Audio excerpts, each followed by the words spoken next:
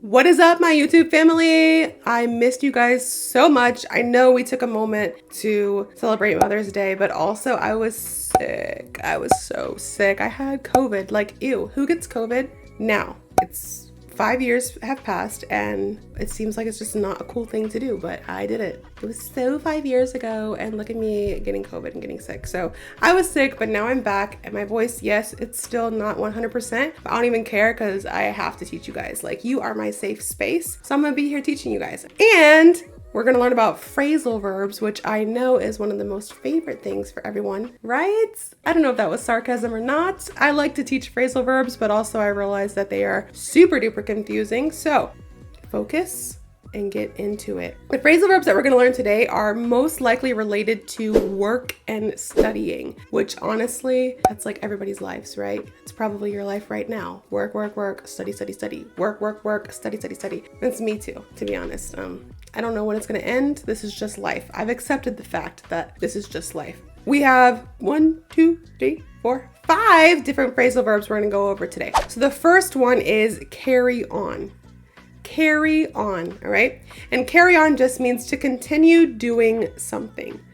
To continue doing something. So for an example that's not really the example sentence, but an example that I'm gonna give you. So for me, when I'm working, most of my work I can just do by myself. I don't really have to contact anyone. I don't really have to ask people for work. I don't have to ask people for their response or opinion or anything. I just do my work. I log onto my computer and I do my work. But every now and then, my boss sends a message out and she's like, hey, what are you working on? And I'm like, oh, I'm working on this. And she usually responds with either, okay, comma, carry on, period, if you want to talk about grammar. Or she's like, okay, can I have you work on this instead?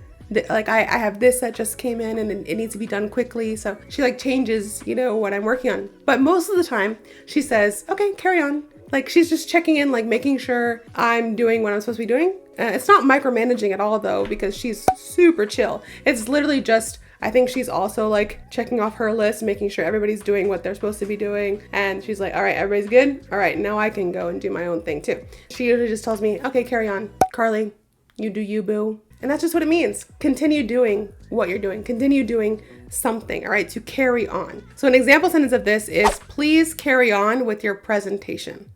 Please carry on with your presentation. Carry on. So that's the first one. The second one we have, the second phrasal verb for today is take over. Take over. And this just means to assume control or responsibility. To assume control or responsibility, to take over. So an example is, like I said, I was sick last week. I was so sick. Like literally, probably the second time in my life that I was that sick. The first time was when I got COVID the first time, like in 2021, and I was super sick. Now I got COVID and again, super sick. And I was in the middle of work and I had things that were due like that day, but I had a fever, I had cold chills, everything up in here was like bad. And I was like, I think I have to go to the doctor. And the doctor was like, girl, how are you here right now? You need to rest. So I had to have my coworkers take over my work for the next couple of days because I was in bed. I was literally like down for the count, all right? Which I think I did a video on that. Maybe you can look and see somewhere, down for the count. But it just means I couldn't move. I couldn't do anything. I literally was like helpless. So I had to have my coworkers take over some of my work because it still needed to be done. The work needed to be done. I just wasn't able to do it, which honestly kind of killed me because I'm just a workaholic like that. And I'm like, I don't want you to do my work. I can do it. I can't do it. But I couldn't do it. I couldn't even open my eyes one of those days. So I was like, okay, you can take over. So take over just means to assume control or responsibility. So an example sentence of this is, he will take over the project next week. He will take over the project next week. All right, take over. So we have carry on, we have take over. The third one for today is call in. Call in.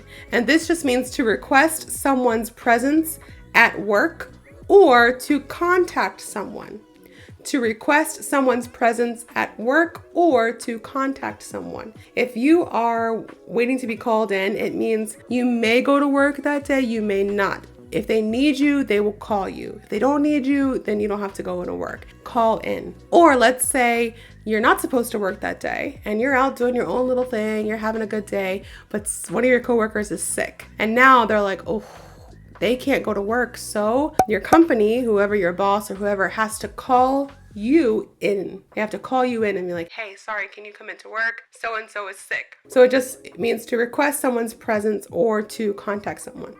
Also, sometimes I do a lot of contracting work, or I work with a bunch of contractors, and there's some like small projects that we have to do. And instead of us doing them, I can just be like, hey, I can call in so-and-so. Like I can call in this person to do this project. It's going to be like super quick, super easy, like no hassle at all. Let me call them in. I'm going to call in, you know, whoever, and to do this. Call in Steve to do this project. So call in, again, just means to request someone's presence at work or to contact someone. So an example sentence of this is, I had to call in sick today. I had to call in sick today. And you can also say it like that, meaning you were supposed to be at work, but you got sick. So you had to be the one to call in and say that you're sick. Instead of somebody calling you into work, you had to call into work and say that you're sick, which we also call that calling out of work. When you call out of work, you call in to say that you cannot show up. Confusing. But when you call out of work, when you call and you say, hey, I can't come in today, you are calling in to say that you are not allowed, like you physically cannot go to work that day. All right, you cannot. So you're calling out or calling in to say that you can't show up. A little bit confusing, but I trust you guys, you got this. So next we have look into. Look into, and we're kind of speeding through these. I thought 5 was going to be too many to go over, but like we're good. We're Gucci's. Look into just means to investigate or examine something. To investigate or examine something. If you're looking into something, it means maybe right now at the surface level, you don't know enough to comment or to respond or even do the work that you need to do. So you're going to research it a little bit more. You're going to dig a little deeper and look into it before you respond or before you complete the work or whatever. All right, you look into. So an example, I said, sickness has struck my household. I've been sick, my kids have been sick, and my youngest son, I had to look into what I could give him for medication because his doctor's office was like, yo, we don't give medication to kids for COVID. Really, you just kind of ride it out. Like you can give them Tylenol or Motrin or, you know, something to ease the pain. But I was like, dude, my baby needs help. So I had to look into and research on my own and also call my doctor and be like, hey, do you happen to know what I could give my kid too? And look into what I could give to my son to help him because he was just so pitiful. Like he was so lethargic and tired, you know, that just means tired. He was so tired and not himself and didn't have the energy. So I had to look into what I could give him, you know, things that I can do for him to make him feel a little bit better. And that's what I did. So look into just means to investigate or examine something. So an example sentence of this is we need to look into the issue with the software. We need to look into the issue with the software. Look into, again, investigate or examine. So we are already on number 5, the last phrasal verb for the day, and it is go over. Go over. And this just means to review or examine something carefully. So when you look into something, you investigate it, you dig deeper. When you go over something, you review it. You already have it there in front of you. You just review it and look into it as well, but you review it more on a deeper level. There we go. You review it on a deeper level. You review or examine more carefully. You go over it. So an example is whenever I write an email, because I have an English degree, because I am an English teacher, because I love English so much, and I am the grammar police, right? I am the grammar queen. Because of all these things, whenever I write an email, I go over it thoroughly. Now, I'm not going to say every time, especially if I'm just like writing to one of my friends, or if I'm writing to a coworker who is also my friend and I feel like I can be more relaxed with them. I don't necessarily go over it. I'm just like, oh, if there's a misspelling, you know, a typo or something in there, you know me. And I know you, and I know that you know that I know you. You know that I mean? Anyways, and I know you're not gonna call me out on it. But if I'm sending an email to anyone, literally anyone else, I go over it like 5 times. Because I want to make sure that everything in there is correct, not only content-wise, but grammatically correct. I want to make sure that spacing is correct. I want to make sure that I have said everything I need to say. Like, I want to be concise and I want to just get to the point. It's an email. I don't want to send them 10 pages. Boom. I go over everything to make sure it is the best way possible that I can word everything. Boom, boom, boom, boom, boom. Grammatically correct, no typos. All right, boom, click send. I go over it like 5 times. I'm like, oh, read. Okay, change. Okay, read. Oh, comma. Okay, period. Okay, okay. Not love, Carley, because I don't love you. From Carley. Nope, that sounds weird. Sincerely, I changed the ending like 6 times depending on who I'm talking to. It just depends. Maybe just a little dash sometimes, or thank you, comma, Carley, you know? But yeah, I go over it and then I click send, all right? So again, go over just means to review or examine something carefully. So an example sentence of this is, let's go over the report before the meeting.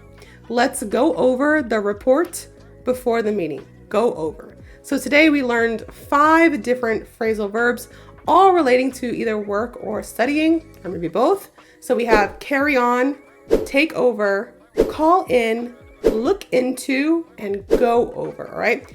5 phrasal verbs that, in my opinion, are pretty important, especially in the workforce or as a student studying. So I hope you guys have a better understanding of these 5 phrasal verbs. If you do, please like, comment, and subscribe. And I hope to see you all in the next video.